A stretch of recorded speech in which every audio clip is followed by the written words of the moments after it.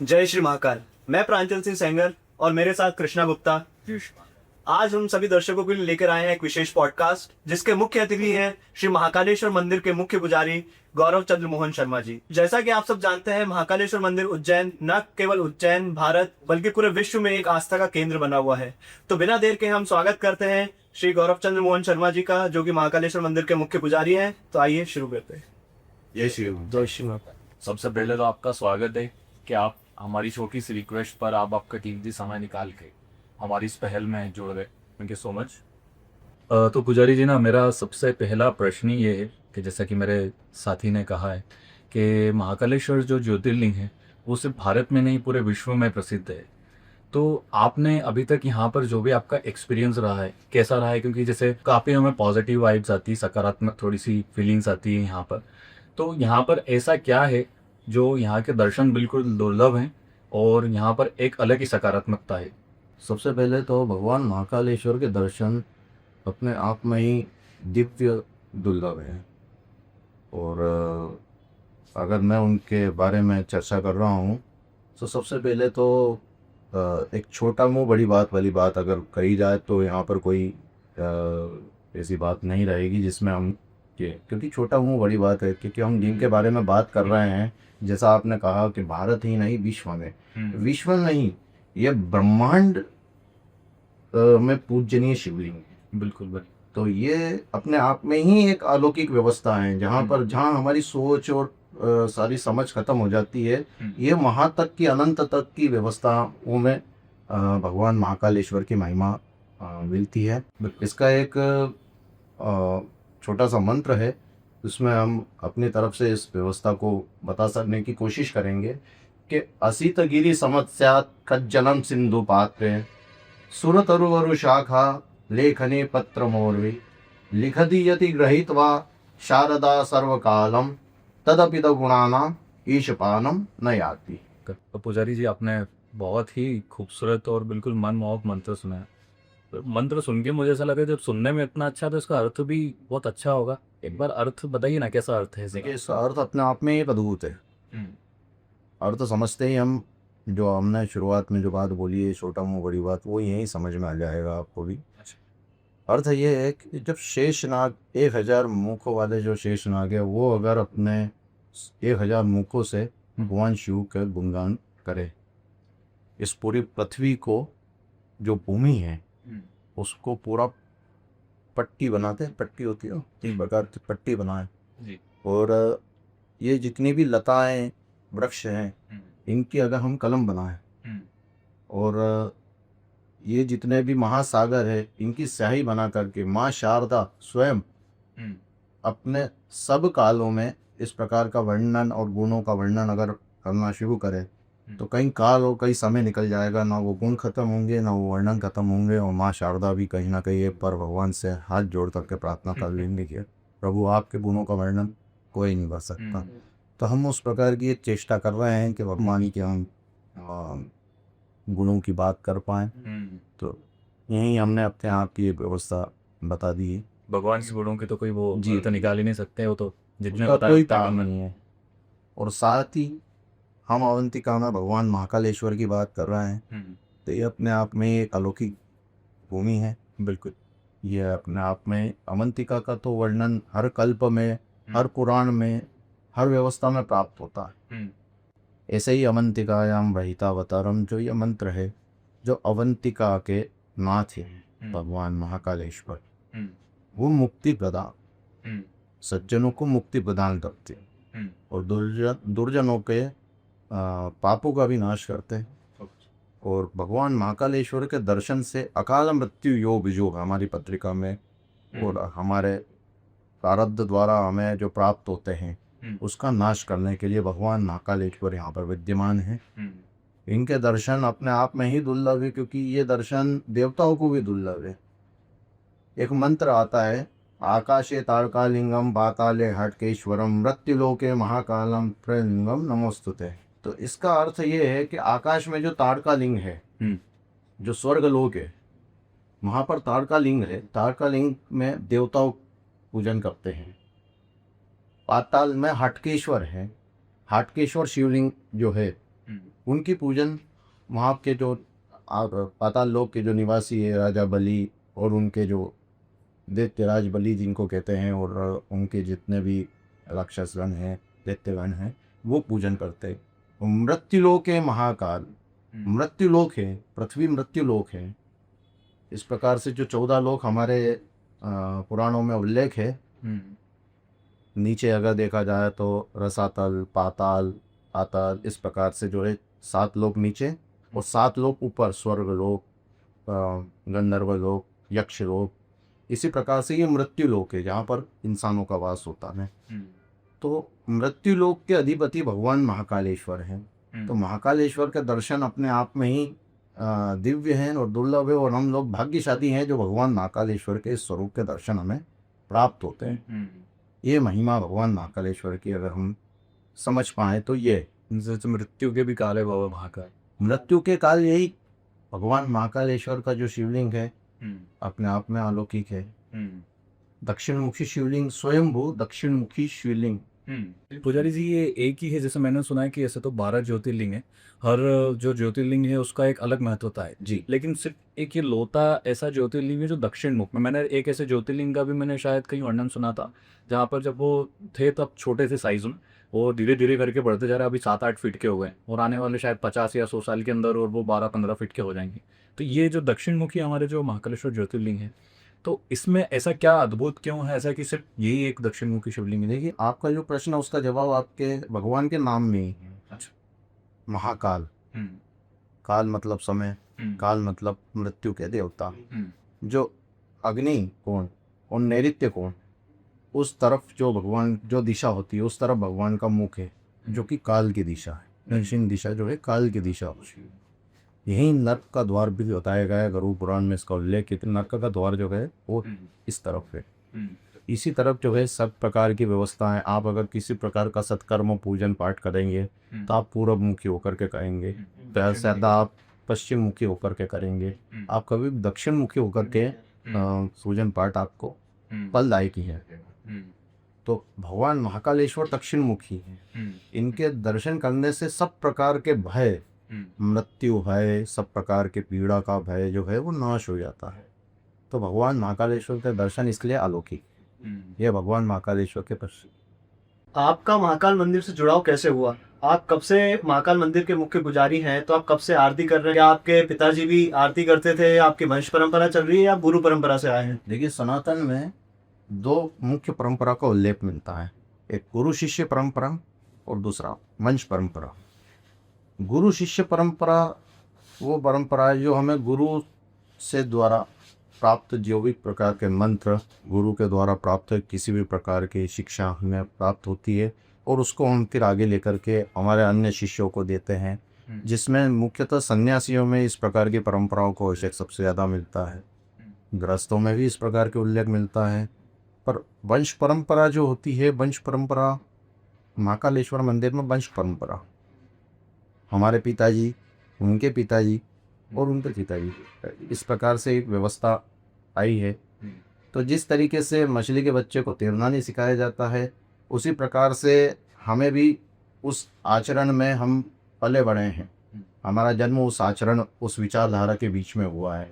हमने आसपास शुरुआत से जो है घर में अनुष्ठान, पूजन पाठ, मंत्रोच्चार, बाल्यावस्था में वेद, गुरु जी के यहाँ पर जाकर के वेद का अध्ययन करना, उसके बाद में हर प्रकार की व्यवस्थाएं, संध्या, उपासना, पूजन इत्यादि सारी क्रिया सीख करके आगे आकर के आज मुझे करीबन लगभग 20 साल के आसपास हो गए हैं महाकालेश्वर मंदिर में पूजन करते हुए। तो यहाँ पर हम लोग इस चीज़ को यही समझ लें कि वंश परंपरा जिस प्रकार से आपके, जैसे आपके पिताजी ने आपको कुछ शिक्षाएं प्राप्त करवाई, आपके पिताजी ने, आपने ये कार्य जो है आपके किसी गुरु से सीखा होगा।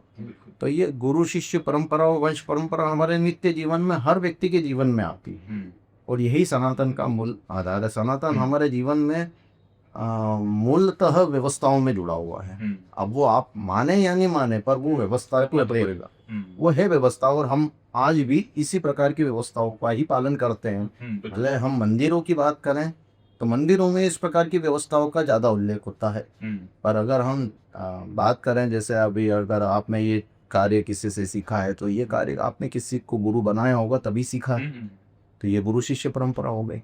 इसमें अगर आपके पिताजी ने कुछ उनका अनुभव आपको दिया होगा तो ये वंश परंपरा होगी। तो क्या उम्र क्या थी पुजारी जी, मतलब किस उम्र में, मतलब आपने, अगर मैं पूछूं तो सबसे पहले आपने आरती कब करी थी, सबसे पहले आपने श्रृंगार कब करा था, सबसे पहले आप मंदिर के गर्भगृह में कब गए थे? देखिए अब इस चीज़ का तो ठीक से जवाब तो नहीं दे सकते हैं कि कब गए थे या कब आती हुआ था। बस ये है कि हमारे जो घर का जो एक आचार विचार था, पिताजी कभी भी चलिए वहाँ पर चलते हैं, जब बचपना था उसे जैसे एक मिट्टी होती है बाल्यावस्था उसी प्रकार होती है, जैसे कुम्हार के सामने एक मिट्टी का ढेर पड़ा होता है, फिर उसके बाद में वो धीरे धीरे धीरे धीरे धीरे धीरे और एक को घड़े का या जो भी उनको आकार देना होता है वो आकार दे दिया जाता है। तो एक कच्ची मिट्टी को पता नहीं होता है कि वो मिट्टी कब थी और मिट्टी से कब बड़ा हो गई। उसी प्रकार से हमारे भी एक वही है कि हम उस व्यवस्था में पैदा हुए हैं, उस व्यवस्था में पले बड़े हैं, उस व्यवस्था को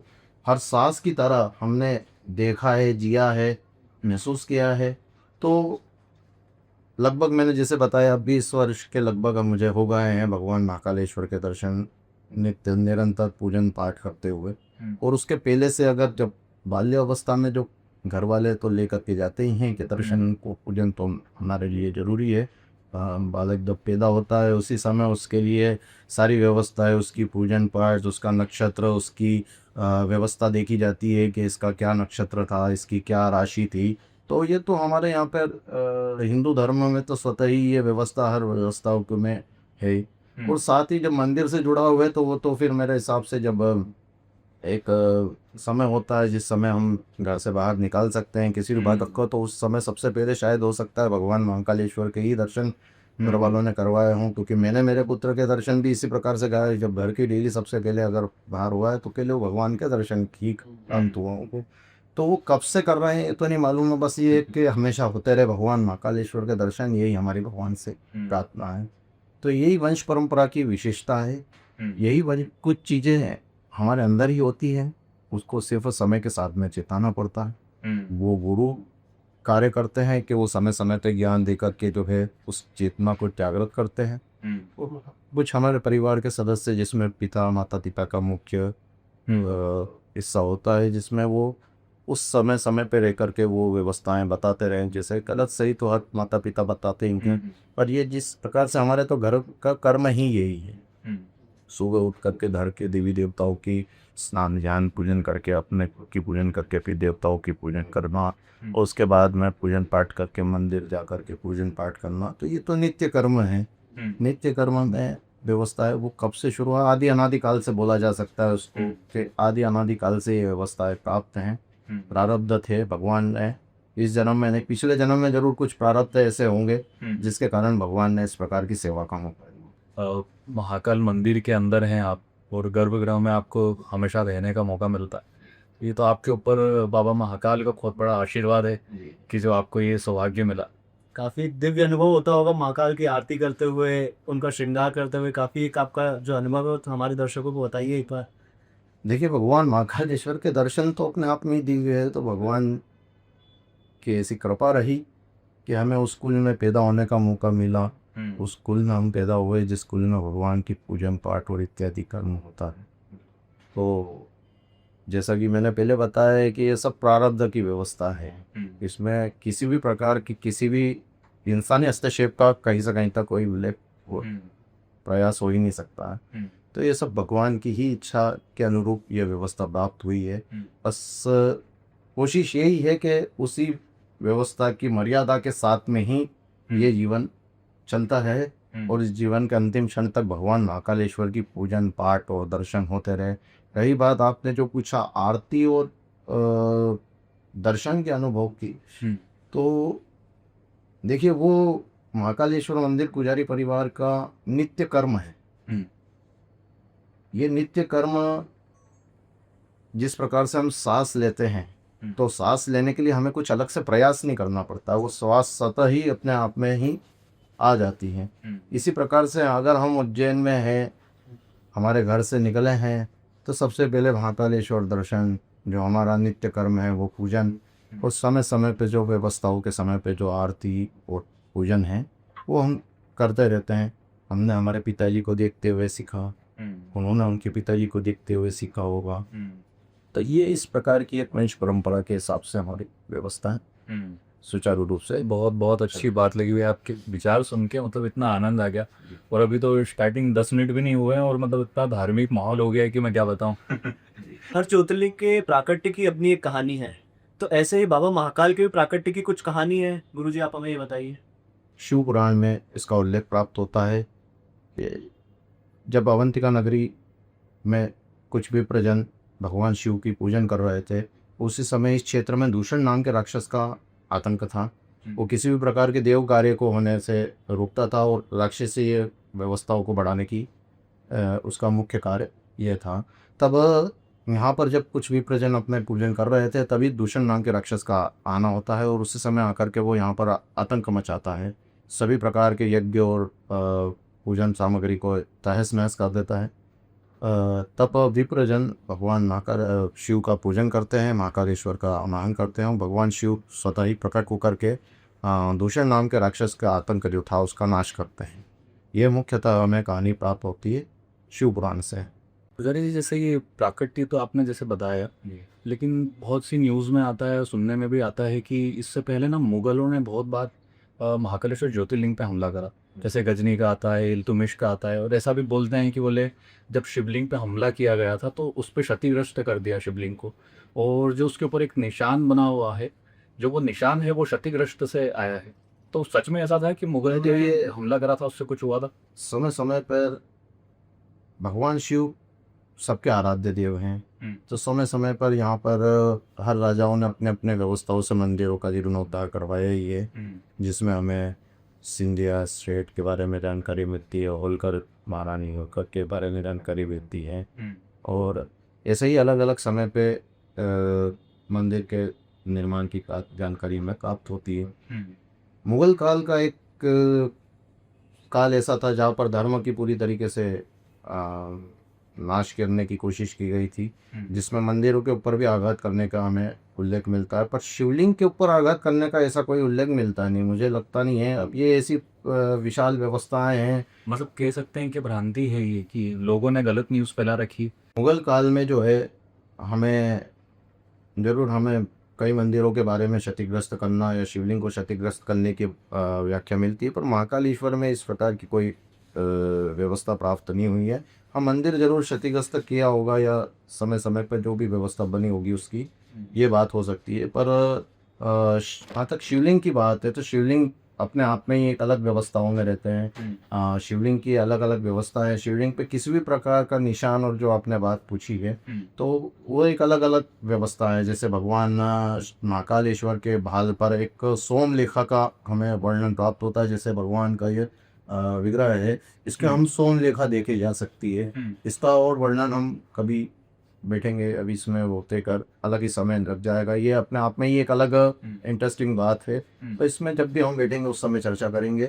जैसे इस तरफ गणेश जी का वास बताया गया है, इस तरफ माता जी का वास बताया गया है। समय समय पर क्या है कि कुछ व्यवस्थाएं होने के कारण वो चीज से क्लियर दिखती नहीं है, पर हाँ ये है कि इस प्रकार की कोई आक्रांताओं ने शिवलिंग पे वार किया होगा, तो मेरे हिसाब से तो यही है कि भगवान खुद जब आतंक को अंत करने के लिए खुद ही प्रकट हुए हैं, विप्रो को बचाने के लिए, समाज को बचाने के लिए, तो भगवान के ऊपर इस प्रकार का आघात तो मेरे हिसाब से महाकालेश्वर मंदिर में कोई इस प्रकार की व्यवस्था प्राप्त नहीं हुई। हाँ, मंदिर को जरूर क्षतिग्रस्त करा होगा, तो समय समय पर इसका जीर्णोद्धार भी होता रहा है। तो लोग तो जैसे बहुत ज़्यादा भ्रांतियाँ फैलाते हैं कि जो ये चिन्ह जो बना हुआ है शिवलिंग के ऊपर, कुछ लोग तो ये भी बोलते हैं कि ज़्यादा अभिषेक करने के कारण वहाँ से एक डे बाय डे उसमें से परत निकलती जा रही है, या कुछ लोग बोल रहे हैं क्षतिग्रस्त हो रहा है। तो ये क्या कुछ भ्रांति थे, कुछ कारण है इसका? मतलब क्या है कि शुद्धता, द्रव्यों की शुद्धता का अगर ध्यान दिया जाए तो किसी प्रकार का क्षतिग्रस्त होता नहीं है। हाँ, आज का समय थोड़ा सा इस प्रकार का हम बोल सकते हैं, हम किसी को आपराधिक व्यवस्था नहीं बोल रहे हैं या किसी का ऊपर हम अपराध मढ़ नहीं रहे हैं, पर हाँ ये जरूर है कि कुछ शुद्धता के नहीं होने के कारण कुछ थोड़ा बहुत अगर वो होगा, जिसलिए माननीय न्यायालय ने, उच्च न्यायालय ने इसमें कुछ व्यवस्थाएं बनाई हैं कि शुद्ध गाय के दूध से ही भगवान का अभिषेक हो, गाय के दूध से निर्मित ही सारे द्रव्य हों, दूध दही घी शहद शक्कर जो भगवान के ऊपर नित्य समय पे उसकी एक समय समय पे जो भगवान की पूजन आरती होती है उसमें जो भी मात्रा रहती है उस हिसाब से भगवान को अर्पण की जाती है। ये भगवान के बाकी समय के साथ में सारी व्यवस्थाएं अपने रूप लेती है। पर हाँ इसको बोला जा सकता है कि अगर हम शुद्धता का अगर हमारे शरीर पे शुद्ध द्रव्यों का लेपन अगर नहीं करेंगे तो हमें भी कुछ ना कुछ क्षतिग्रस्त तो होंगे। तो ये एक प्राकृतिक व्यवस्था है, इसमें हम समय की बात भी बोल सकते हैं कि समय का अभाव के कारण या समय की व्यवस्था के कारण जो है किसी भी प्रकार की व्यवस्था बनती है।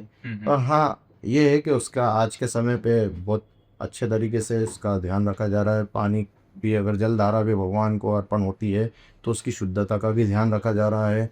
और उसी प्रकार से जो भी प्रकार के द्रव्य अगर हम भगवान के ऊपर अर्पण कर रहे हैं जैसे दूध हो गया दही हो गया घी हो गया शहद हो गया शक्कर हो गया, शक्कर की जगह खांड का इस्तेमाल होता है। और ये गाय के शुद्ध दूध से ही निर्मित सारी व्यवस्थाएं रहती हैं, उसी से ही ये चीज़ें होती हैं। दूसरा भस्म हो गया या भांग हो गया या इत्र हो गया या किसी भी प्रकार का फल रस हो गया या किसी भी प्रकार का रीति फल का रस हो गया, तो ये पूर्ण शुद्धता के साथ में ही माननीय उच्च न्यायालय के और मंदिर प्रबंध समिति के विशेष कार्यों से विशेष प्रयासों से ये भी एक आज की तारीख में हम देख रहे हैं। तो इस प्रकार का ये एक हमारी धरोहर है। सारे प्रकार के ज्योतिर्लिंग सभी प्रकारों की व्यवस्था मानव सभ्यता की धरोहर है। इसमें आपका या हमारा या आज के मौजूद लोगों का अधिकार नहीं है।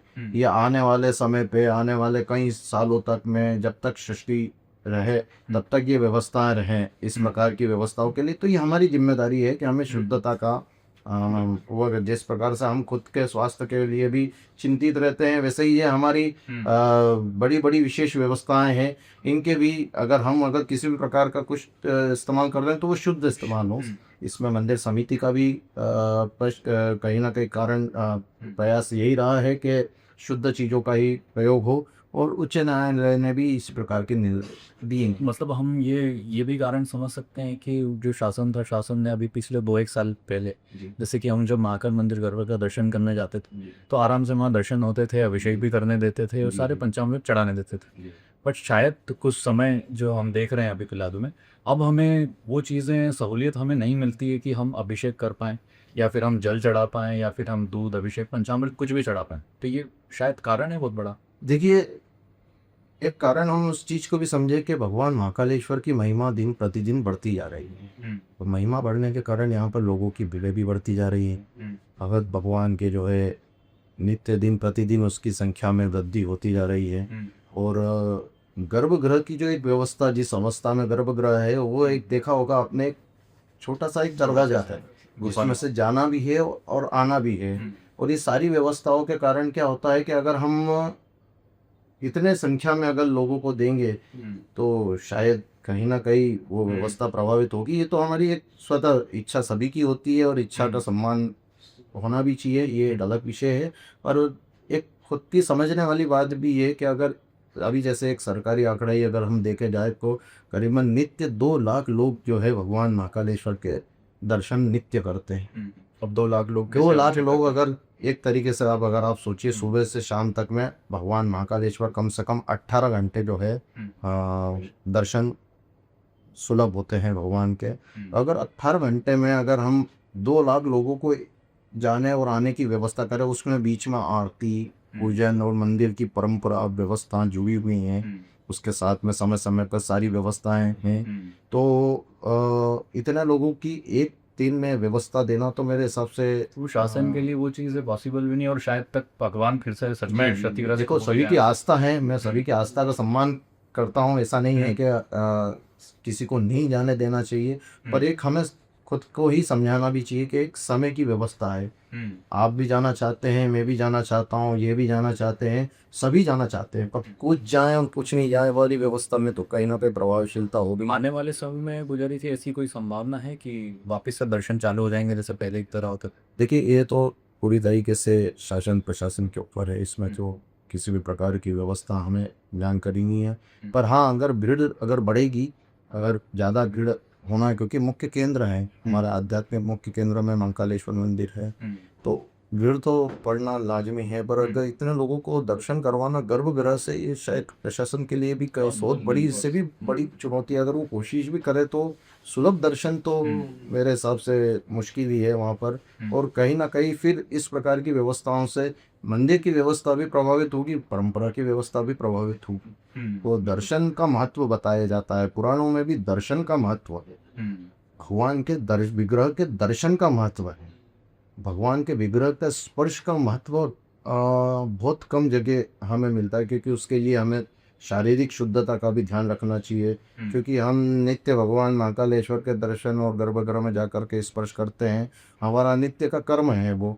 तो हमें उस प्रकार की व्यवस्थाओं का ध्यान रखना, स्नान ध्यान पूजन करना, संध्या उपासना करना, इसके अलावा त्रिपुंड धारण करना, स्वस्ति वाचन कर हुआ, मस्तक होना, उसके बाद बिना लांग के गर्भगृह में प्रवेश नहीं होना। लांग मतलब 16 जब पहना जाता है वो बिना सिला हुआ होना चाहिए, उसको लांग लगाई जाती है, उसमें गिठान नहीं होती है, उसको बिना गिठान का पहना जाता है। ऐसे बहुत प्रकार के नियम है जिसको हम नित्य प्रतिदिन हमारी वो व्यवस्था में है, पर आम दर्शनार्थी के लिए, आम जन के लिए वो शायद थोड़ा सा मुश्किल है। फिर भी समय समय पर वो व्यवस्था होती थी, पर अभी की तारीख में सिर्फ और सिर्फ भीड़ है कि मात्र ऐसा कारण है जिसके कारण इतने लोगों का दर्शन करवाना मुश्किल ही है। ताकि फिर भी भगवान की जो इच्छा होगी वो कार्य होगा, कि कोई किसी के रोकने से कोई रुकता नहीं है, किसी की जाना है तो वो जाएगा ही, जिसको आना है तो वो आएगा ही। तो ये सब भगवान की इच्छा है, पर भगवान के दर्शन का महत्व है। अगर हम दर्शन कर रहे हैं, और दर्शन में भी आगे और पीछे का महत्व नहीं है, सिर्फ कहीं नेत्रों से भगवान को, विग्रह को देखना, यही मुख्यतः दर्शन है। दर्शन की व्याख्या भी यही कही गई है। तो दर्शन अगर इस प्रकार से हो, अगर हमने देख लिया, तो मेरे हिसाब से भगवान ने हमारी सारी मनोकामना पूर्ण करो। भगवान के दर्शन का फल कब प्राप्त होता है? व्यक्ति जब होता है, अपने घर से निकलता है, तो उसे महाकाल भगवान के दर्शन करने के लिए जब निकलता है वो, तो उसको उसके दर्शनों का फल कब प्राप्त होता है? देखिए, फल प्राप्त करना एक अलग विषय हो जाता है, और अगर दर्शन करना है तो ये तो हमारी आत्मिक चेतना के प्रभाव की व्यवस्था है। बाकी धार्मिक यात्राओं की व्यवस्था तो ये है कि आज हम हमारे व्यस्त जीवन में आकर के, हमारे पारिवारिक जीवन की व्यवस्थाओं को छोड़ करके, हमारे कर्म क्षेत्र की व्यवस्थाओं को छोड़ करके अगर हम किसी प्रकार की धार्मिक यात्रा करते हैं, तो मेरे हिसाब से हम स्वजनों के साथ में जब बैठ करके चर्चा करते हैं कि हम किसी भी प्रकार के स्थान तीर्थ पे जा कर के हम दर्शन प्राप्त करें, तो वो दर्शन करने के जो चर्चा कर रहे हैं आप, मेरे हिसाब से यहीं से आपको पुण्य प्राप्त होना शुरू हो जाता है। क्योंकि आप उस समय ये चर्चा कर रहे होते हैं कि हमारा जो भी कार्य है उसको हम थोड़ा सा अलग रखते हुए हम धार्मिक यात्रा करें, हम देवता के दर्शन करने जाने की बात कर रहे हैं। तो ये स्वजनों में इस प्रकार की व्यवस्था की बात अगर करें, तभी हमें पुण्य फल की प्राप्ति होना शुरू हो जाती है। फिर उसमें फिर आपका परिश्रम, आप जाएंगे, निकलेंगे, आप अलग अलग व्यवस्थाओं से किसी भी तीर्थ पे पहुँचेंगे, तो वहाँ तक पहुँचने में जो भी आपको कष्ट होगा, सुलभता तो रहती है, व्यक्ति अपनी सुलभता तो देखता है, फिर भी कुछ थोड़ा बहुत तो कष्ट होता ही है। घर बार छोड़ करके अगर कहीं पर जा करके दर्शन पूजन करते हैं, तो मेरे हिसाब से भगवान यहीं आपको फल की प्राप्ति दे देते हैं। मेरे हिसाब से मेरा ये ऐसा मानना है कि भगवान महाकालेश्वर या किसी भी प्रकार के भगवान के आप दर्शन या पूजन करने जाते हैं, तो ये वहीं आपको पुण्य प्राप्त हो जाता है। जब आप अपने व्यवस्था, निजी व्यवस्था को छोड़ करके भगवान के दर्शन करने की बात करते हैं, तब आपको वहीं पुण्य प्राप्त हो जाता है। वैसे भगवान करुणामयी है, तो इसके लिए विशेष ऐसा कुछ कब प्राप्त होता है या कोई कब प्राप्त नहीं होता है, प्राप्त तो हमेशा ही होता है। दर्शन हमेशा ही अद्भुत है, दर्शन हमेशा ही शुभ है। दर्शन जब करेंगे, जब आप मानसिक, हम तो हमारे पुराणों में तो उल्लेख है मानसिक पूजन, शिव मानस पूजन का तो पूजन हम स्वतः ही, अगर हम सिर्फ बैठ करके भगवान का यहाँ बैठ करके विग्रह ध्यान करते हैं, तो ही हमें फल की प्राप्ति हो जाती है। कभी हमें भगवान के पूजन का, पर हम समय निकाल करके हमारे व्यस्तता समय से, हमारे कर्म के समय निकाल करके हम भगवान के दर्शन करने जाते हैं, तो भगवान इसके लिए आशीष हमें स्वतः ही प्रदान करते हैं। मानस पूजन क्या होता है गुप्त जी? देखिए, शिव मानस पूजन का उल्लेख प्राप्त होता है। मानस पूजन को हम बहुत आसान भाषा में अगर समझने की कोशिश करें, तो मानस पूजन मतलब, मैं यहाँ पर बैठा हूँ, मानसिक पूजन, मन से की गई पूजन। मन से की गई पूजन का महत्व जो होता है वो ये होता है, उसमें किसी प्रकार का दोष नहीं होता है, उसमें किसी भी प्रकार का अशुद्धि नहीं होती है, उसमें किसी भी प्रकार की ऐसी व्यवस्था नहीं होती जिससे हमें दोष प्राप्त हो। जिससे अगर हम कर्म करने जाते हैं, हम शरीर की शुद्धता का ध्यान नहीं रखते हुए अगर पूजन पाठ करते हैं तो शायद हमें थोड़ा सा दिक्कत हो सकता है। पर वो भी उसमें भी भगवान करुणामय है, आपका मन ही देखेंगे।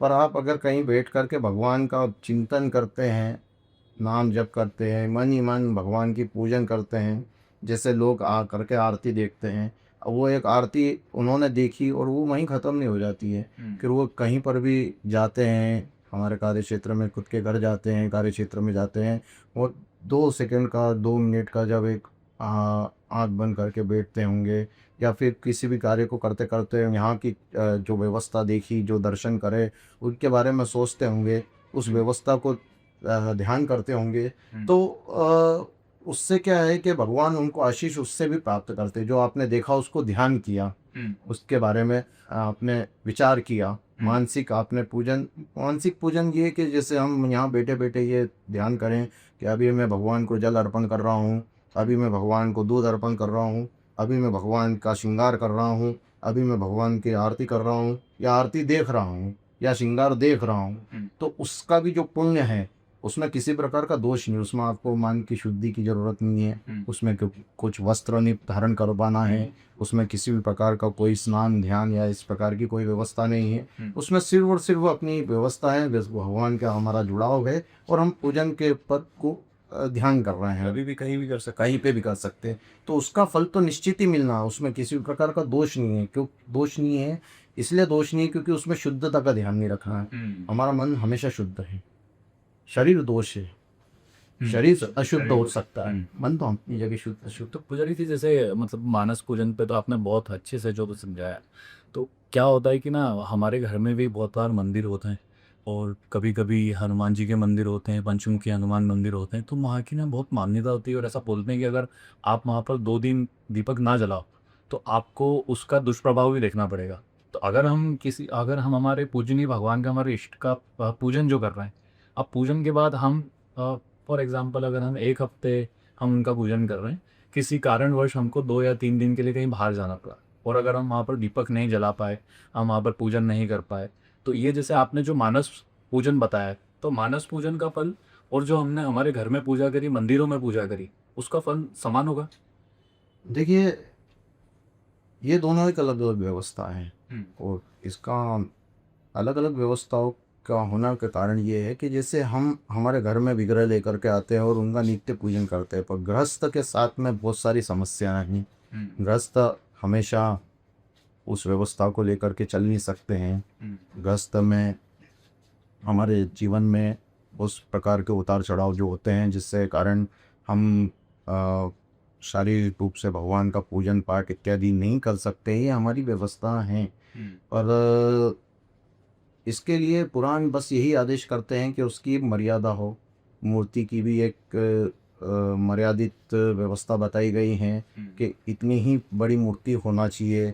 जैसे नारद पुराण में उल्लेख मिलता है कि 9 अंगुष्ठ के बराबर की एक प्रतिमा तक आप लेकर के घर में विग्रह रखते हैं, तो अगर आप उसमें किसी भी प्रकार का अगर पूजन पाठ नहीं कर पाते हैं किसी भी कारण से, या आप घर पर मौजूद नहीं हैं या घर पर मौजूद में किसी प्रकार के किसी के मृत्यु हो जाने से हमारे घर में जो सूतक और पातक लगता है जिसके कारण हम भगवान का पूजन करने के लिए असमर्थ होते हैं, उस समय ऐसे विवरण प्राप्त होता है कि अगर वो मर्यादित व्यवस्था में है, आपने अगर उसको एक समय, जिसमें पुराण ने जो आदेश किया है शिवलिंग अंगुष्ठ बराबर होना चाहिए, विग्रह भगवान के दूसरे जो विग्रह हैं वो 9 अंगुल बराबर होना चाहिए, तो नारद जी आकर के स्वयं उनकी आकर के जो है पूजन करता है, तो उससे वो पूजन भी खंडित नहीं होता, उससे हमको भी और विशेष ही आशीर्वाद प्राप्त होता है।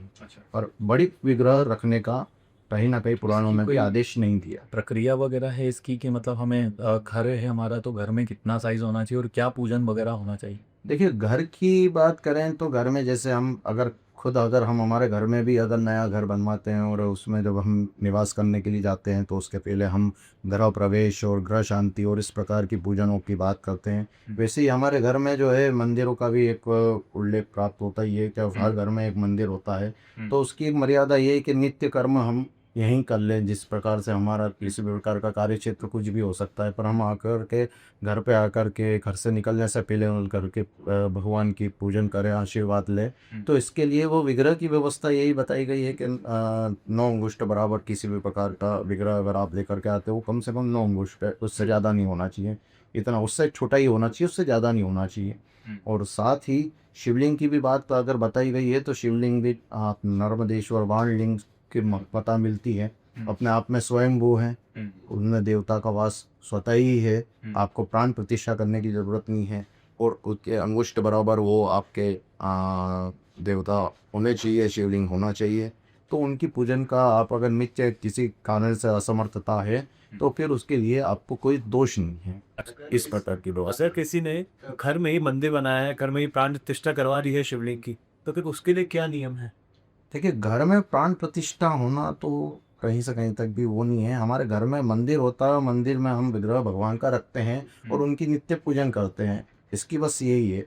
और मंदिर अगर होता है तो वो मंदिर होता है, मंदिर की व्यवस्था होती है, उसमें पंचकर्म की आरतियाँ जो बताई गई है, सब पहरों की जो व्यवस्था बताई गई है, समय समय पे भोग धूप दीप नैवेद्य इत्यादि जो उसकी प्रक्रिया है, विप्रजन की व्यवस्था बताई गई है, ब्राह्मण वहाँ पर रह करके पूजन पाठ करे, इस प्रकार की व्यवस्था बताई गई है। तो इतना सामर्थ्यवान मेरे हिसाब से हर कोई नहीं होता है, इसलिए हमारे घर में हम लोग विग्रह रखते हैं और विग्रह रख करके पूजन करते हैं। तो आप वही करे हो, मन से करे हो, जब नहीं कर पाए तब, जब हम नहीं हो पाते तो आप उनकी जो पूजन होगी वो तो हो ही जाएगी। आप लोग मन में बैठ करके, एकांत में बैठ करके भगवान का मानसिक सुने भाव से पढ़े हैं। नहीं, किसी प्रकार का दुष्प्रभाव के लिए, देखिए भगवान हमेशा हमारे दुष्प्रभाव कम ही देखते हैं। भगवान की महत्वता यही है, जिस प्रकार से हमारे माता पिता हमारे दुष्प्रभाव कम देखते हैं, वैसे ही ये जगत के माता पिता हैं, ये हमारा इतना दुष्प्रभाव नहीं देखते। पर हाँ, हमें मर्यादित जरूर रहना चाहिए, हमारे मर्यादित आचरण, हमारी मर्यादित शुद्धता, हमें जो सारी व्यवस्था है, ये थोड़ा सा मर्यादित अगर रोक करके रहें तो हमें किसी प्रकार का ऐसा कोई दोष विशेष ऐसा नहीं मिलता है। भगवान की पूजन करने से कभी किसी का दोष नहीं प्राप्त होता है, आपको कुछ ना कुछ उसमें आशीर्वाद ही भगवान का प्राप्त होगा और आशीर्वाद से आपके सब कार्य संपन्न होंगे। ये विशेषता है। पुजारी जी ना, मेरा एक प्रश्न था कि हम में से ना बहुत से ऐसे लोग होंगे जो रेगुलर बेसिस पे मंदिर नहीं जा पाते। तो हमारा जो आज के ज़माने में जो शेड्यूल है, जो हमारे काम है, हम उसमें इतना व्यस्त हैं कि हमको हमारे जो इष्ट हैं, हमारे भगवान हैं, उनके लिए हम समय नहीं निकाल पाते। तो कभी कभी जैसे मैंने आपके मुख से ही सुना है, शिखर दर्शनम पापनाशनम आपने मुझे बताया था। तो ऐसे अगर हम दर्शन करते हैं, जैसे कि किसी के इष्ट गेबी साहब हैं या हनुमान जी हैं, तो वो बाहर से अगर दर्शन कर लें, किसी कोई महाकाल मंदिर के दर्शन करना चाहता है तो वो महाकाल मंदिर के दर्शन ना करे, शिखर दर्शन कर ले, तो ये मान्य है, चलेगा? देखिए, ये तो आपने जैसे बोला, मैंने आपको जैसे पहले बताया था कि शिखर दर्शनम पापनाशनम, शिखर के दर्शन करने से भी पापों को नाश हो जाता है। किसी कारण से हम किसी अवस्था में हैं जिसके कारण हम मंदिर में प्रवेश नहीं कर पा रहे हैं, समय अवधि उस प्रकार की नहीं रह गई, मंदिर हमारे समय पे जाना उपलब्ध नहीं हो पाया, तो अब हम शिखर दर्शन करके भी आस्था से, हम जब शिखर दर्शन करते हैं तो शिखर दर्शन करने से भी हमें वो आशीष, वो आशीर्वाद प्राप्त हो जाता है, जिससे हमारे पापों पर नाश हो जाता है। तो ये तो हमारी आस्था के ऊपर है। आस्था और विश्वास फलदायकम, ये ऐसा बोला जाता है। श्रद्धा विश्वास फलदायकम, आपकी आस्था, आपकी श्रद्धा और विश्वास आपका कितना है अपने भगवान के ऊपर, हमारे इष्ट के ऊपर, तो आपको फल निश्चित ही रूप से प्राप्त होना। ये ईस्ट होता क्या है? इतनी चर्चा चल रही है, मैं जानना चाहता हूँ कि ईस्ट होता क्या है, इसका हिंदू धर्म में क्या अर्थ है? मतलब हर किसी का ईस्ट होना चाहिए? हर व्यक्ति की अपनी एक व्यक्तिगत व्यवस्था होती है, जैसे हर कुल की एक कुल देवी होती है, हर कुल के कुल भैरव होते हैं, हर ग्राम के प्रधान देवता होते हैं, हर स्थान के प्रधान देवता होते हैं। इसे ऐसे ही हर एक व्यक्ति की आस्था एक इष्ट के ऊपर आकर के टिकती है। इष्ट मतलब यहाँ पर हम बात करें कि भगवान का वो स्वरूप जो हमें हर दुख हर सुख में हमें याद आता है, वो हमारे इष्ट होते हैं। हर चीज़ का कारण हम, जैसे हम हमारा किसी चीज़ का अच्छा होना भी हम उनके द्वारा ही आशीर्वाद प्राप्त मानते हैं। हमें अगर किसी प्रकार का दुख भी होता है तब हम उन्हीं को पुकारते हैं। तो ऐसी ही चीज़ों के लिए बताया गया है कि इन्हीं को इष्ट बोला जाता है। तो ईस्ट में खुद अपने बना सकता हूँ, खुद चुन सकता हूँ, या ये परंपरागत जो मेरे वंश में चलती आई है वही होती है? देखिए, इष्ट की तो आसक्ति हमारे अंदर से जागृत होती है कि हमें किस जहाँ मन लगता किस भगवान के प्रति हमारी आसक्ति है। है। जैसे हमारे हिंदू धर्म में 33 कोटि देवी देवता, उसके लिए भी हम बात करेंगे कभी कि 33 करोड़ देवी देवता नहीं है, 33 कोटि देवी देवता। 33 कोटि मतलब 33 प्रकार के देवी देवता हैं, उनके अलग अलग स्वरूप है। जैसे भगवान विष्णु हुए तो राम जी भगवान विष्णु के अवतार हुए, कृष्ण भगवान भगवान विष्णु के अवतार हुए। भगवान हनुमान जी की अगर हम बात करें तो भगवान शिव के अवतार है वो। और ऐसे ही अलग अलग व्यवस्था, माता जी की बात करें हम तो सब आदि शक्ति से ही निकली हुई परम शक्तियाँ हैं। इनका अलग अलग स्वरूप रहा, जिनकी अलग अलग पूजन पद्धति रही, जिनकी अलग अलग स्तुति रही, पर कहीं ना कहीं मूल आधार जो बात करी जाती है, जैसे हम एक चेतना की बात करते हैं, आत्मा की बात करते हैं, हमारे अंदर मूल आधार क्या है? हमारी आत्मा है। हमारी आत्मा अगर निकल गई, ये शरीर अपने आप में एक खंडर बन जाएगा, इससे ज़्यादा कुछ भी नहीं। ऐसे ही हमारी जो मुख्यतः व्यवस्था होती है, हर इंसान की अपने इष्ट होते हैं। इष्ट मतलब हमारे देवता वो जिनके प्रति हमारी आसक्ति इतनी है जितनी और दूसरे किसी भी प्रकार के देवता या किसी प्रकार की इसका पूजा भी करने के लिए। मन में लग जाता है हमारा कि किसी का बजरंग बली में लग गया, किसी का महादेव में लग गया, किसी का माता जी में लग गया। तो मैं मतलब ऐसा समझ सकता हूँ कि मैंने मेरा इष्ट जो है महादेव को मान लिया, मैंने मेरा इष्ट बजरंग बली को मान लिया, या इष्ट तो बहुत सारे हो गए। फिर देखिए इष्ट मुख्यतः 5 होते हैं, हम्म। जिसमें सबसे पहले सर्वप्रथम पूजनीय गणेश, भगवान गणेश इष्ट हुए। दूसरे आदिशक्ति माँ दुर्गा, तीसरे भगवान शिव, चौथे प्रत्यक्ष देव सूर्य, और 5वें भगवान विष्णु। ये प्रकार के 5 मुख्य पंचायतन देवता हैं जो इष्ट इन्हीं में से होते। इन्हीं के कोई स्वरूप जो है वो आपके इष्ट होंगे। मुख्यतः मूलभूत ये 5 ही। जैसे आप गणेश जी की आरती करते हैं, पूजन करते हैं, किससे वह इष्ट होकर भगवान गणेश है, तो भगवान गणेश के किसी भी स्वरूप को आप पूजेंगे तो वो आपके इष्ट की ही पूजन मानी होगी। भगवान शिव के अलग अलग प्रकार के भैरव, रुद्र, हनुमान जी, ऐसे अलग अलग प्रकार के स्वरूप हैं। पर अगर आप भगवान शिव को पूजेंगे तो स्वतः ही वो आपके इष्ट तो हैं, आपको आशीर्वाद देंगे। इसी भगवान, जैसे मैंने पहले बताया, भगवान विष्णु के राम जी, भगवान विष्णु के कृष्ण जी। सर आपका कृष्ण के प्रति भक्ति हो सकती है, आपके राम भगवान के प्रति भक्ति हो सकती है, तो वो आप भगवान विष्णु की ही भक्ति कर रहे हैं। आप मूलभूत की अगर बात करें तो हम उनकी बात कर रहे हैं। और एक प्रसंग बहुत अच्छा प्राप्त होता है इसमें कि भगवान शिव की पूजन करने से कोई भी जातक, कोई भी इष्ट प्रधान अगर भगवान शिव की पूजन करता है तो उसके इष्ट जरूर ही प्रसन्न होते हैं, स्वतः ही प्रसन्न हो जाते हैं। इसका मैं आपको कारण ये बता सकता हूँ कि भगवान शिव अपने आप में एक इष्ट देवताओं में से एक हैं। भगवान गणेश जी भगवान शिव के पुत्र हैं। आदिशक्ति माँ जगदम्बा भगवान शिव का अर्धांगिनी है, आधा भाग उनका जो है माता है। और सूर्य चंद्र के बारे में बताया जाता है, सूर्यदेव और चंद्रदेव भगवान के नेत्र हैं। और हृदय, भगवान शिव के हृदय में विष्णु का वास हमेशा है शायद, ऐसे ही विष्णु के हृदय में हमेशा शिव का वास है। तो ये किसी भी प्रकार से भिन्नता नहीं है, एक ही मूलभूत शक्ति को अगर आप पूछते तो आपके इष्ट प्रसन्न होते ही हैं। और इष्ट जिसके प्रबल होते हैं उसके सारे कार्य संपन्न होते हैं, ऐसा हमारे पुराण जो है आज्ञा करते हैं। तो आप किसी के प्रति भी अगर आसक्ति है तो आप उस आसक्ति को बनाए रखें। आपका एक नित्य कर्म होना चाहिए। मैं किसी भी प्रकार का, अगर मेरे इष्ट भगवान शिव हैं तो किसी भी देवालय शिवालय में जाकर के आप पूजन कर सकते हैं। पूजन नहीं कर सकते हैं तो आप उसके शिखर दर्शन कर सकते हैं। जो आपने शिखर दर्शन की बात करी थी, तो उससे भी आपको पुण्य प्राप्त हो सकता है। आपको अपनी व्यवस्थाएं करने के लिए कहीं पर भी जाने की ज़रूरत नहीं। आप एक जगह बैठ करके अपने इष्ट का ध्यान करेंगे तो भी वो आपको आशीष प्रदान करेंगे। आपने बहुत अच्छा समझाया ईस्ट के बारे में। तो वापस अपन महाकालेश्वर मंदिर पे आते हैं। महाकालेश्वर मंदिर की एक सबसे फेमस आरती है भस्म आरती, जिसके बारे में अधिकांश लोगों को ज्ञान है, परंतु ये भस्म आरती क्या है, आप इसके बारे में सबसे अच्छे से समझा सकते हैं। भस्म आरती के दर्शन अपने आप में ही अलौकिक दर्शन है।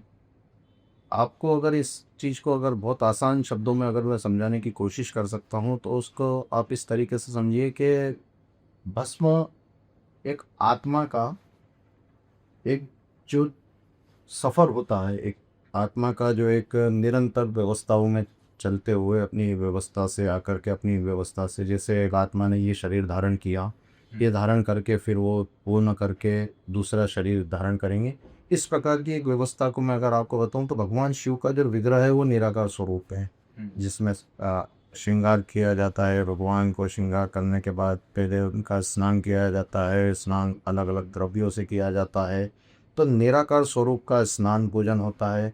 उसके बाद में अलग अलग द्रव्यों से भगवान का स्नान किया जाता है, पंचामृत जिसमें प्रमुख रूप से है, और उसके बाद में भगवान को श्रृंगारित किया जाता है। हमारे किसी भी प्रकार की जो भी अनुभूतियाँ होती, जो भी हमारी सोच होती है, उसको भगवान के निराकार स्वरूप पे उकेरा जाता है। चंदन और इत्यादि अबीर गुलाल कंकु चंदन भांग से जो है भगवान का श्रृंगारित किया जाता है, अलंकृत किया जाता है भगवान को, और उसके बाद में फिर भगवान को भस्म अर्पण की जाती है। भस्म अर्पण करने के बाद में भगवान की आरती की जाती है, और आरती के बाद में वापस जो है भगवान को जो विग्रह है उसको निराकार स्वरूप की तरफ हम लोग लेकर के जाते हैं। जैसे एक आत्मा निराकार होकर के एक आकार लेती है और आकार लेकर के वापस फिर निराकार की ओर चली जाती है, तो भस्म आरती में एक उस आत्मा का सफ़र आप बहुत अच्छे तरीके से देख सकते हैं, जिसमें भगवान को भस्म अर्पण होती है। भस्म अर्पण करने का यही कारण है कि भगवान को भस्म ही सबसे ज़्यादा प्रिय है, पर साथ में बहुत सारी चीज़ें जो होती है परंपरा के हिसाब से, एक वैदिक षोडशोपचार पूजन होता है, जिसमें जो जो सारी व्यवस्थाएं हमें पुराणों ने आदेश की गई है, उस हिसाब से सारी व्यवस्थाएं परंपराओं के हिसाब से कार्य की जाती है। तो ये भस्म आरती का पक्ष है। जैसे क्या होता है ना कि बहुत भ्रांतियां हैं कि लोग बोलते हैं कि ये जो भस्म है वो मुर्दे की राख से होती है, और ये काफ़ी समय से चल रही। वैसे तो आपके आपके पुजारियों ने काफ़ी समय पे बोला भी है कि ये गलत बात है, गलत न्यूज़ है, लेकिन फिर भी हमारी ऑडियंस और हम जानना चाहते हैं कि अंदर की व्यवस्था क्या है, आपकी मतलब प्रक्रिया क्या होती है भस्म आरती की, और क्या सच में ये भस्म मुर्दे की होती है? देखिए, भगवान शिव के अलग अलग स्वरूप और अलग अलग व्यवस्थाएं बताई गई हैं, पुराणों में भी उसका उल्लेख मिलता है। शमशानवासी भगवान शिव, अघोरी भगवान शिव, राजाधिराज भगवान शिव, तो हम अलग अलग स्वरूप में भगवान को सुनते देखते पूछते आए हैं। तो ऐसे ही जो ये भस्म के लिए जो एक ये भ्रांतियाँ हैं कि मुर्दे की राख की जो भस्म अर्पण होने की जो बात है, इसका हमारे पुजारी परिवार ने समय समय पे, मंदिर पर समिति ने भी समय समय पे इसका खंडन किया है, क्योंकि भस्म एक अपनी जगह है, पर भस्म की शुद्धता एक अपनी जगह है। और हम थोड़ी देर पहले बात कर रहे थे शारीरिक शुद्धता की। अब जो शरीर शुद्ध नहीं है तो वो मरणोपरांत तो शुद्ध और नहीं हो सकता। उसका अगर राग अगर भगवान के ऊपर अर्पण करेंगे तो ये किसी भी प्रकार की कोई धार्मिक और पारंपरिक व्यवस्था ऐसे चुसान की राख है वो बुरे की है कि अच्छे की है, आंधा भस्म तो ऐसे तो गलत ही बात हो गई। ये सब कुछ नहीं होता है। भगवान को जो भस्म अर्पण की जाती है वो कपिला गाय के कंडे से, गोबर से जो कंडा बनता है, पलाश के पुष्प, अन्य औषधियों को, राख को शुद्ध करके भगवान को नित्य भस्म अर्पण की जाती है। ऐसा ही शास्त्र आदेश करते हैं, क्योंकि इसमें सब प्रकार की वैदिक व्यवस्थाएं हैं। अगर गाय की बात करें तो पतिला गाय का वर्णन पुराणों में उल्लेख है, और उसके गोबर से निर्मित भस्म, पलाश के पुष्प या अन्य औषधियों की राख को शुद्ध करके भगवान को मंत्रोच्चार द्वारा अर्पण की जाती है। पर इसमें किसी भी प्रकार का मुर्दे की राख का या किसी भी प्रकार का ऐसी किसी, ये एक अघोरी प्रक्रिया है, पर इसमें किसी भी प्रकार का शमशान की व्यवस्थाओं का उल्लेख नहीं मिलता। ये एक शुद्धता है, क्योंकि वो एक प्रसाद है। भस्म फिर आपको प्राप्त होती है, आप उससे भगवान का आशीर्वाद मान करके अपने घर में रखते हैं, तो उससे मंगलकारी हो। तो इसलिए हम भस्म की व्यवस्था जो बताई गई है उसमें मुख्य रूप से जड़ी बूटियाँ, दिव्य पुष्प और कपिला गाय के कंडे या अन्य जो भी ऐसी गाय जिनका उल्लेख पुराणों में मिलता है, उनकी ही व्यवस्था से प्राप्त गोबर और गोबर की प्राप्त से जो राख होती है, वो राख से ही भगवान का श्रृंगारित किया जाता है। को भगवान के अलग अलग सुंदर सुंदर श्रृंगार करते हुए देखा है, तो आपके दिमाग में कुछ रहता है, आप क्या सोच के वो श्रृंगार करते हैं? देखिए, भगवान महाकालेश्वर का श्रृंगार करना अपने आप में एक अलौकिक बात है, पर उसमें हमारी किसी भी प्रकार की सोच मुझे तो नहीं लगता है कि ऐसा कुछ चलता होगा, क्योंकि मैंने खुद नहीं आता तो श्रृंगार करने के लिए मैं एक आसन लेकर के जब बैठता हूँ, अब मेरे दिमाग में 10 प्रकार की व्यवस्था हो सकती है कि मैं भगवान को इस प्रकार से अलंकृत करूँ या उस प्रकार से अलंकृत करूँ, पर भगवान का एक जो स्वरूप है वो भगवान खुद ही लेते हैं। माध्यम किसी भी प्रकार से वो मुझे बना देते हैं, ऐसा मेरा सौभाग्य है कि मैं भगवान की पूजन कर पाता हूँ। पर उसमें मुख्यतः तो देखा जाए तो सिर्फ और सिर्फ भगवान की स्वेच्छा जो होती होगी उस प्रकार से ही वो आकार लेते हैं, क्योंकि हम निराकार से साकार की तरफ जाते हैं, आकार की तरफ जाते हैं, तो वो आकार भगवान की इच्छा से लेते होंगे। जैसे चंद्रमौलेश्वर, भगवान को चंद्र लग गया तो चंद्रमौलेश्वर हो गए, अर्धनारेश्वर हो गया, माता जी का स्वरूप साथ में रख गया तो अर्धनारेश्वर हो गए। तो ये भगवान की स्वेच्छा से ही कार्य होता होगा, इसमें मुझे तो नहीं लगता है कि किसी प्रकार के, हाँ करते जरूर हम हैं पर करवाते जरूर वो हैं। तो ऐसे टोटल पूजा जी कितने श्रृंगार है, मतलब पूरे दिन भर में 24 घंटे का जो ड्यूरेशन होता है उसके अंदर कितने श्रृंगार हो जाते हैं? देखिए, प्रातःकाल सुबह 4 बजे जो है भगवान के पट खुलते हैं, उसके बाद में भगवान का स्नान ध्यान करने के बाद में, जैसा मैंने पहले बताया, उसके बाद में भगवान को श्रृंगार पर क्या आरती की जाती है, जो हमारे षोडशोपचार पूजन में भी भगवान को अलंकृत करके ही वस्त्र इत्यादि धारण करवा करके ही आरती करने का महत्व बताया गया है। यहाँ पे वैदिक पद्धति से जो पूजन होती है उसको इस प्रकार से निर्वहन किया जाता है, जिसमें भगवान का श्रृंगार किया जाता है चंदन से, भगवान को पुष्पों से, भगवान को भांग से, अलग अलग द्रव्यों से भगवान का श्रृंगार किया जाता है। ऐसे ही प्रातःकाल आरती होती है, प्रातःकाल आरती में भी भगवान को अलंकृत किया जाता है चंदन से। फिर मध्याह्न में जो है दद्दोदय आरती होती है, उस समय भगवान को भोग लगाया जाता है। उस समय जो आरती होती है प्रक्रिया पूरी वही रहेगी, भगवान का स्नान, जो निराकार स्वरूप है भगवान का, बेड़ों का स्नान, उसके बाद में उस पर किसी भी प्रकार का त्रिपुंड, चंद्र या मुखमंडल बना करके जो भी भगवान उस समय प्रेरणा देते पुजारी जी को, और उस समय वो करके जो है भगवान की आरती, फिर संध्या समय भगवान की पूजन, पूजन के बाद में भगवान का श्रृंगार, संध्या समय आरती और फिर रात्रिकालीन आरती। तो इस प्रकार की ये नित्य क्रिया जो है मंदिर में निर्वहन की जाती है। भगवान शिव को महाकाल भी कहा गया है, तो काल का या समय का हमारे जीवन पे क्या प्रभाव पड़ता है?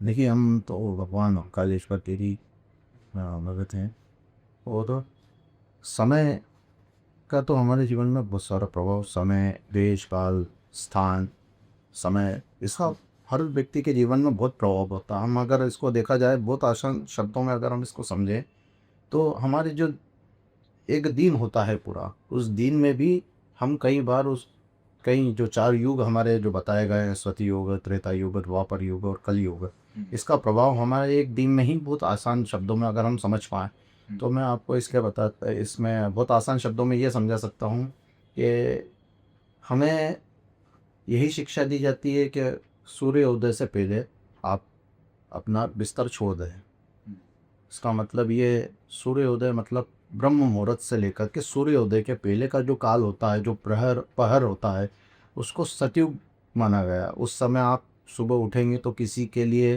द्वेषता की भाव नहीं सोचेंगे, किसी के लिए गलत प्रभाव आपकी बुद्धि पे भी नहीं आएगा और ना ही आपके आचार विचार में आएगा। तो यही आपको समय के ऊपर, काल का प्रभाव आपके ऊपर पड़ता है। यही प्रातः काल से लेकर के मध्याह्न के बीच का जो समय बताया गया है वो त्रेता युग बताया गया है। आपकी जो नियमित रूप से जो भी दिनचर्या है उसके लिए आप तैयार होते हैं, मर्यादित व्यवस्थाओं के हिसाब से तैयार होते हैं, तो उसका आपका त्रेता युग में प्रभाव पड़ता है।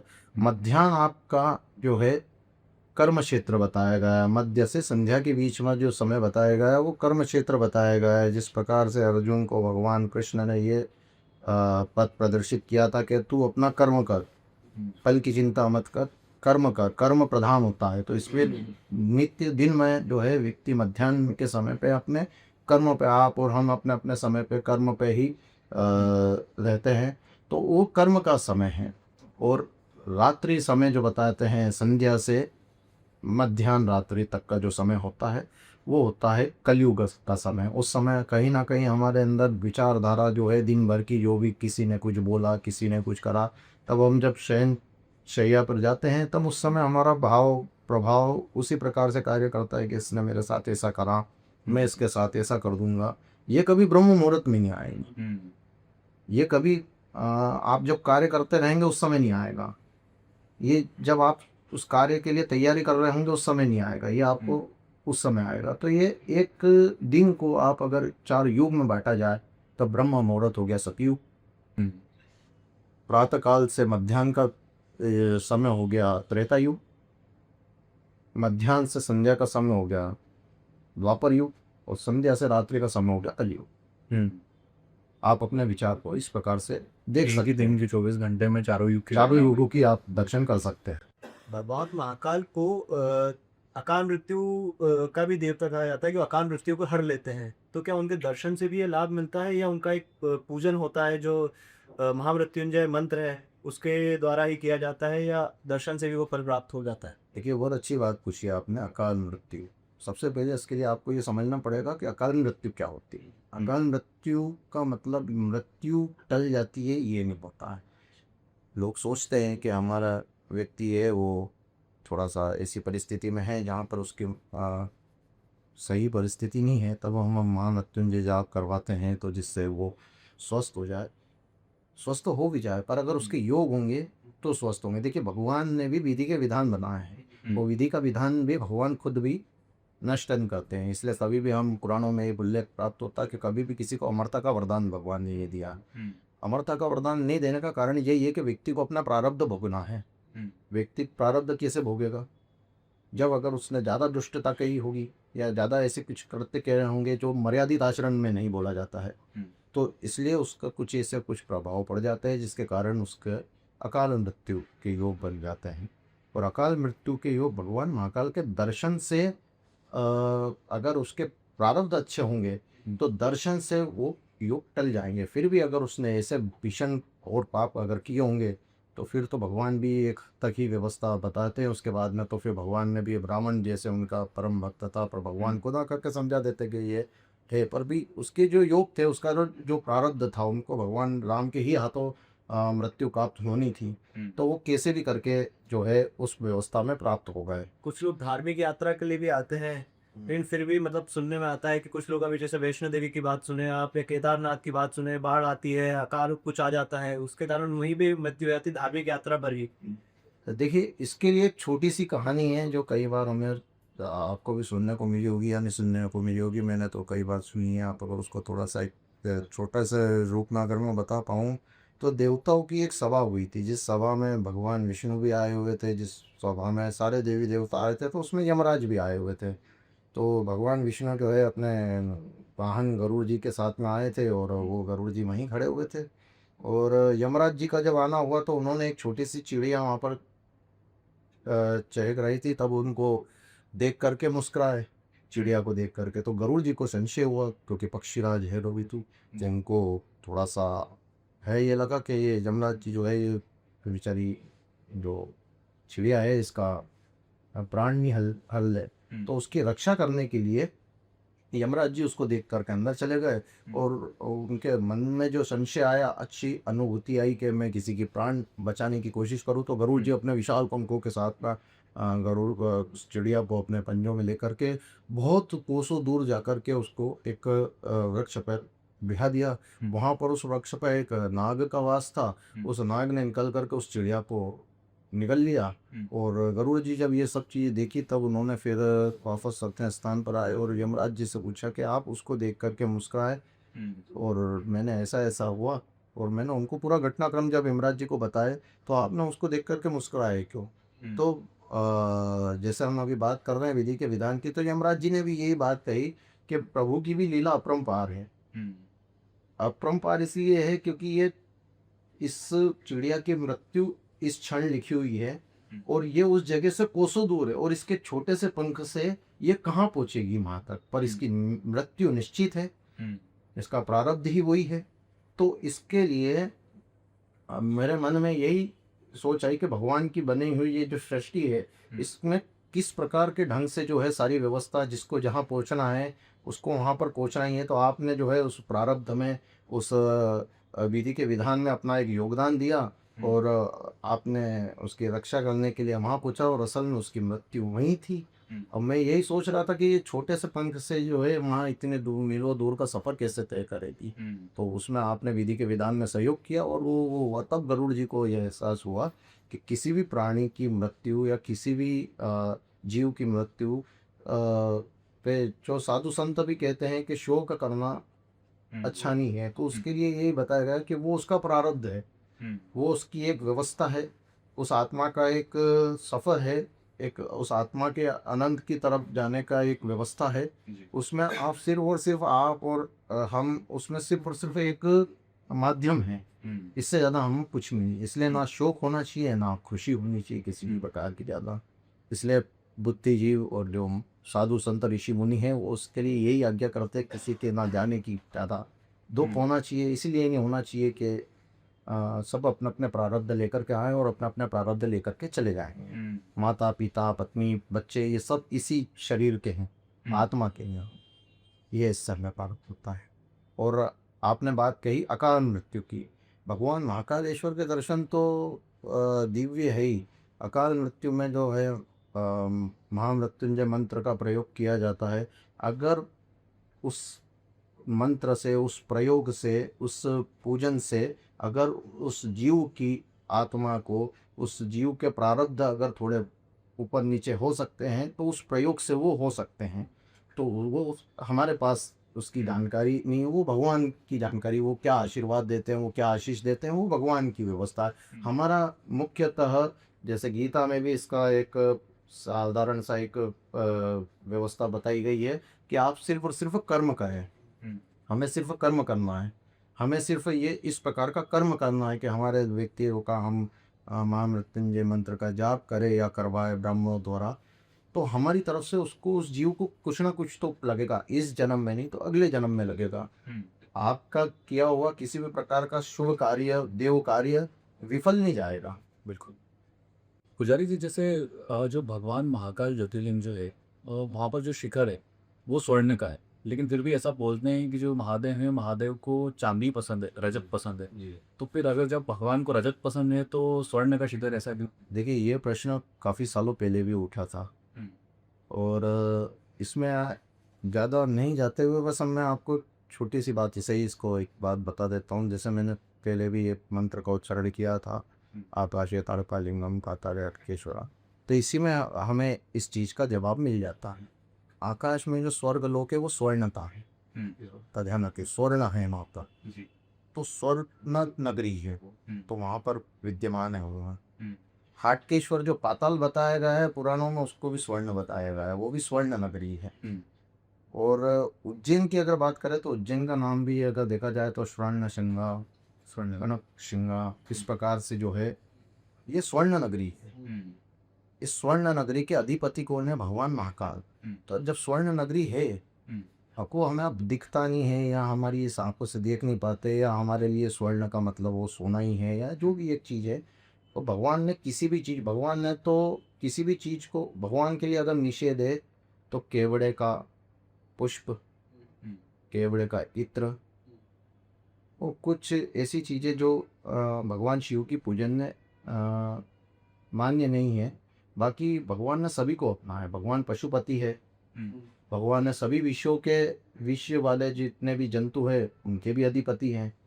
तो भगवान ने सभी को अपनाया, भगवान ने अपने से दूर किसी को नहीं किया है। भगवान शिव की अगर महिमा की बात करी जाए तो भगवान शिव ने सभी को अपनाया है।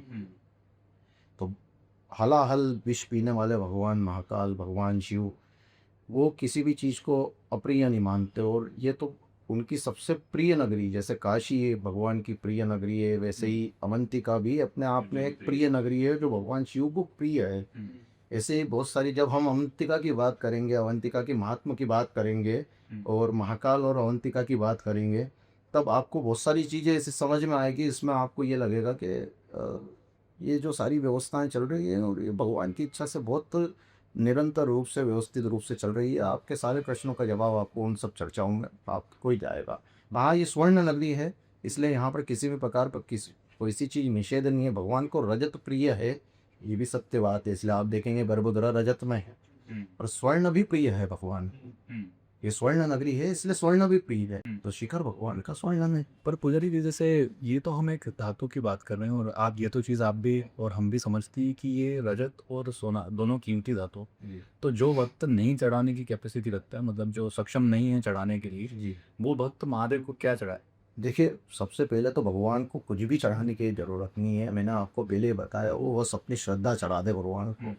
तो कहीं पे भी जाने की ज़रूरत नहीं, कुछ भी आने की ज़रूरत नहीं, कुछ भी लाने की ज़रूरत नहीं, कुछ भी अर्पण करने की ज़रूरत नहीं। अगर उसका भाव अगर प्रभावित, आजकल बहुत चढ़ाते हैं लोग, शमी चढ़ाते हैं। मैं वो उसी पे आ रहा था कि जैसे जो शमी पत्र है, वो अपने आप में स्वर्ण पत्र है। जैसे हम दशहरे पे जैसे हम पे दूसरे को सोना बच्ची भी देते हैं, भगवान को अर्पण करते हैं, तो ये स्वर्ण दान है। अगर आप एक भगवान का भगत, अगर वो धनाढ्य नहीं है, तो वो ये ऐसी जड़ी बूटियां हैं, ये ऐसे वृक्ष है जो आपको कहीं पर भी प्राप्त हो जाएंगे। बिल्व पत्र है, तुलसी दल है, या फिर शमी पत्र है, नीलकंठ पुष्प है, अलग अलग जितने भी प्रकार के पुष्प है, हर भगवान को सब चीज़ें प्रिय हैं। आप जिस भाव से चढ़ाएंगे उस भाव से भगवान ग्रहण करेंगे और उसका आपको आशीर्वाद जरूर देंगे। ये भगवान की भक्तता है। तो आपको धनाढ्य होना जरूरी नहीं है। हम अपने लिए सुख सुविधाओं के लिए, कई बार हमारा कार्य तो स्कूटी से भी चल जाता है, फिर भी हम कार लेते हैं। तो ऐसे ही ये व्यवस्था है कि हम हमारे भगवान इष्ट के लिए करने के लिए तो बहुत कुछ कर सकते हैं, पर अगर हम नमस्कार भी करेंगे, अगर वो श्रद्धापूर्वक होगा, तो उससे सारी चीज़ों का फल प्राप्त हो जाएगा। जैन में एक विशेष हरिहर मिलन का एक विशेष उल्लेख आता है, तो हरिहर मिलन क्या होता है? देखिए हरिहर मिलन क्या होता है, ये तो आपके प्रश्न में ही आपका सवाल का जवाब है। हरि और हर, हरि और हर मतलब भगवान श्री विष्णु हरि रूपम, और हर हर हर महादेव भगवान शिव जो है हर। हाँ, उज्जैन इस अलौकिक घटना का एक केंद्र रहा है। भगवान कृष्ण जब बाल्यकाल में यहाँ पर अपनी विद्या अर्जन करने के लिए महर्षि शांतिपनि के आश्रम में आए थे, तब भगवान की इस लीला को देखने के लिए भगवान शिव बहुत उत्तेजित थे, और बहुत उन्हें करुणा रूप से भगवान के इस प्रकार के लीला का दर्शन करना था। भगवान तो सर्वज्ञ है, सब चीज जानते हैं भगवान, तो फिर भी वो मनुष्य रूप में आकर के गुरु शिष्य परंपरा के हिसाब से, जो हमने थोड़ी देर पहले बात करी थी गुरु शिष्य परंपरा, तो भगवान महर्षि सांदीपनि जी के आश्रम में आकर के, उज्जैनी में आकर के उन्होंने शिक्षा प्राप्त की थी। तो शिक्षा प्राप्त करने की जो लीला थी, भगवान की लीला थी, ये भगवान तो सर्वज्ञ है ही, पर एक लीला थी। उस लीला के दर्शन करने के लिए भगवान शिव बहुत आतुर हो गए। तब वो जब आतुर हुए, तब आए, और भगवान कृष्ण के इस लीला के दर्शन करने के लिए वो इतने आतुर थे कि उन्होंने नंदी जी को भी ये नहीं बोला कि आप बैठ जाइए। तब भी आप देखेंगे हमारे उज्जैन में एक मंदिर है जो सांदीपनि में स्थित शिवालय है, जहाँ पर आप देखेंगे समस्त शिवालयों में मंदिर में नंदी जी बैठे हुए हैं, पर वही एकमात्र विश्व का एक ऐसा शिवालय है जहाँ पर नंदी जी खड़े हैं। ये अपने आप में एक अलौकिक घटना है। वो हरि और हर के मिलन को नंदी जी स्वयं देख रहे हैं। भगवान कृष्ण और भगवान शिव का जो ये मिलन है, महाशक्तियों का मिलन है, ये यहाँ पर हम लोग देख रहे हैं। और कहानी कुछ ऐसी बताती हैं कि शिव जी ने भार विष्णु जी को सौंप दिया था, इस टाइप से कुछ चीज़ें। देखिए इसका यही मिलता है, जैसे योग निद्रा में भगवान विष्णु जब जाते हैं, सबकी एक व्यवस्था बनाई हुई है, और योग निद्रा में जब भगवान विष्णु जाते हैं, तब भगवान शिव सृष्टि का भार संभालते हैं। सृष्टि की सारी संरचना, सारी व्यवस्थाएं देखते हैं। पुराणों में भी इस चीज का उल्लेख मिलता है। और जब ये देव उठनी ग्यारस जब ये आएगी, उस समय भगवान विष्णु का जागृत अवस्था में आकर के, और ये जो वैकुंठ चतुर्दशी के समय पे भगवान विष्णु को जो है इस प्रकार की जो भार देने का जो आदान प्रदान है, एक पौराणिक व्यवस्थाओं के हिसाब से हमें ये प्राप्त होता है। उसका एक बहुत अच्छा हमारे यहाँ पर उज्जैनी में ही जो है इस व्यवस्था को बताया जाता है। रात्रिकालीन भगवान महाकालेश्वर की सवारी जो है गोपाल मंदिर स्थित भगवान विष्णु के मंदिर जाती है, और वहाँ पर जाकर के एक दूसरे को तुलसी दल और बिल्व पत्र की माला भेंट होती है। इस प्रकार से पौराणिक पूजन षोडशोपचार पूजन होता है, पुजारी जी द्वारा ये सारी व्यवस्थाएं की जाती है। और रात्रिकालीन ही फिर जो है भस्म आरती के समय पर भी भगवान विष्णु और भगवान शिव का एक मिलन होता है। तो ये एक महाशक्तियों के मिलन की घटनाक्रम है, जिसको वैकुंठ चतुर्दशी के दिन बताया जाता है कि उस दिन जो है भगवान वैकुंठ से जागृत होकर के सारी व्यवस्थाएं अपने हाथ में लेते हैं। तो ये बहुत एक अलौकिक घटनाक्रम है। इस पे अगर हम चर्चा करें तो महाशक्तियों के मिलन की जगह पर ही कुबेर का स्थान है। ये बहुत जानकारी वाली बात आपको प्राप्त होगी इसमें कि जहाँ जहाँ पर महाशक्तियों का मिलन हो रहा है, तो संसार में, पूरे संसार में सिर्फ और सिर्फ 3 ही जगह ऐसी है जहाँ पर महाशक्तियों का मिलन हो रहा है। जैसा अभी मैंने आपको बताया, यहाँ पर हरि और हर का मिलन हो रहा है।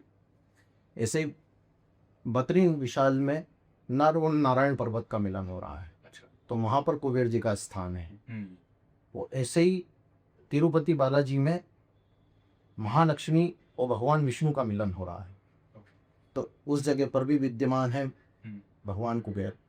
तो ये अपने आप में धनाढ्य जगह है, बड़ी जगह है, जहाँ पर अभी आपकी इस बात का जवाब इसमें भी जाएगा कि जैसे आपने कनक शंगा जो यहाँ पर नाम है, महाशक्तियों की जगह जहाँ पर कुबेर है वहाँ धन है, और जहाँ धन है वहाँ स्वर्ण है।